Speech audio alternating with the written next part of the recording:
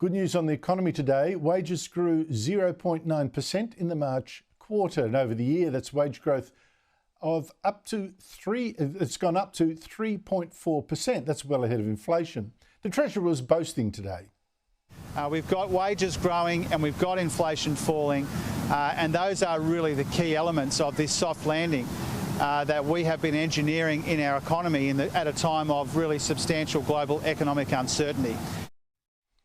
Still, I should add that pushing this wage growth up were the wage rises that governments are giving to public servants.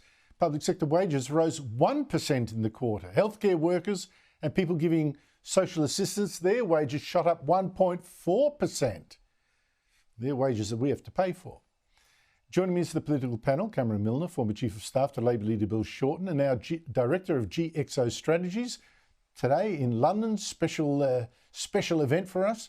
Michael Costa, former New South Wales Labor Treasurer. Michael, good news today on the wages front. Will it now be sunshine and roses under Labor?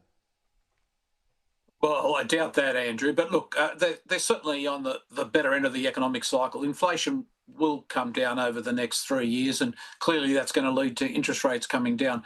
The problem with Jim Chalmers is taking credit for that. He's the same bloke that said it's going to take him at least 2 terms to do something about productivity. And clearly having wage increases without having productivity behind it is inflationary, and at the end of the day, it undermines economic prosperity. So, the problem here is hubris everywhere, Andrew, and you're seeing it in great buckets in those sorts of comments.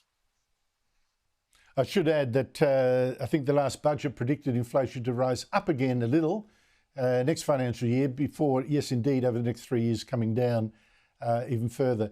But Cameron, Anthony Albanese has such power now, a massive majority in the lower house. We'll still need the votes of the Greens to get anything through the Senate that the coalition opposes, though. What do you think? Is this going to go to his head? What are you expecting? Well, it's what Michael and I discussed last week on the show, which is the Labor right's nowhere to be seen. The Labor right after this election has been smashed. They don't have the numbers in caucus. They don't have the numbers around the ministerial table or the cabinet. So Albo has carte blanche to introduce, along with Penny Wong, a radical hard left agenda, if that's what he wants to do. And the Greens will be there to wave it through in the Senate. The Greens are even more hard left than the Labor left these days, and no one can stop them. Liberal Party can't, and certainly the Labor right can't, as the ballast it used to be in the Labor Party, stopping the worst excesses of the left. So I think it's up to Albo to stop the left and Penny Wong just radicalising the Labor agenda over the next 1 to 2 terms of office, potentially.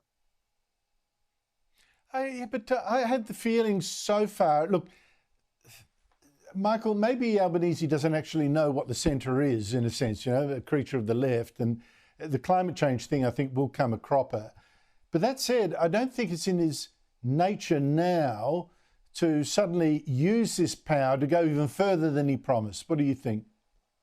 Well, that's because he's got no vision, Andrew. That's got nothing to do with his ability to be ruthless. He can be ruthless. We've seen that. But they've got no vision. You've got a government now that's essentially got no opposition, has an agenda of taxing and spending, and, this unrealised capital gains, the implications of that are horrific for investment in our economy.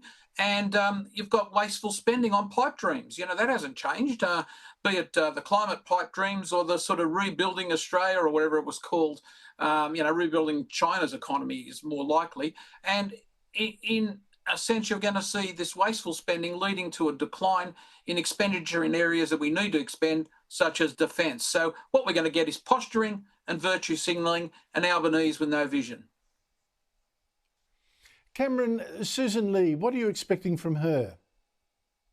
Well, I think she's experienced, and I think it's fair for us to let her have a go, because she's obviously had a lot of time in Parliament, both as a minister and deputy leader.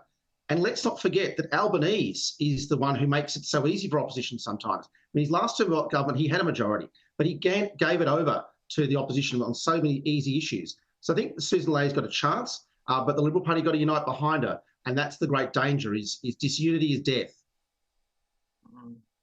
Yeah, I did think, Michael, that it was rather scrappy, a really scrappy look today, particularly from, the Liberal Party Vice President Fiona Scott. What on earth was she thinking? Was it one of those things where she was telling the truth and didn't know how to stop? Oh, that's right, Andrew. I mean, you've got a factionalised Liberal Party. I mean, the reality is that what you've seen with the Isn't the elevation, same faction? it doesn't matter. I mean, you've got people that are more concerned about factional positioning than they are about policy. And look, as for Susan Ley, I think she's doomed. And I say that because not because of who she is, because of the fact is they don't have any policies. She's essentially positioned herself to be a sort of knockoff Labor. Now, would you buy a knockoff Rolex if you get the real thing?